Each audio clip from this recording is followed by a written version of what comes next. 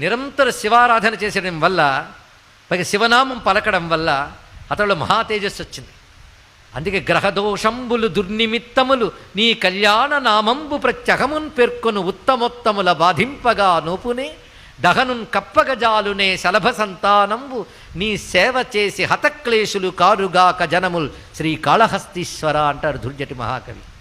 దీని అర్థం ఏంటంటే గ్రహదోషాలు అలాగే ఏవో దౌర్భాగ్యాలు అని ఏడవడం కాదయ్యా, నిత్యం ఎవడు శివారాధన చేస్తాడో వాడి గ్రహదోషాలు ఏమీ చెయ్యలేవు, దుర్నిమిత్తాలు ఏమీ చెయ్యలేవు. కర్మ కొద్దీ అవి చెయ్యడానికి వచ్చినా ఏమవుతాయి అంటే అగ్ని వైపు వెళ్ళిన మిడతలు ఎలా దగ్ధమైపోతాయో శివారాధకుడిని బాధించడానికి వచ్చినటువంటి గ్రహములు కూడా ఆ విధంగా భస్మవుతాయి తప్ప వాడిని బాధించలేవు అని దుర్జటి మహాకవి చెప్పారండి ఇక్కడ. అంతే కదా, అలాంటి వాడి మీద ప్రతికూలాలు ప్రయోగించిన అనుకూలంగా మార్చేస్తాడు.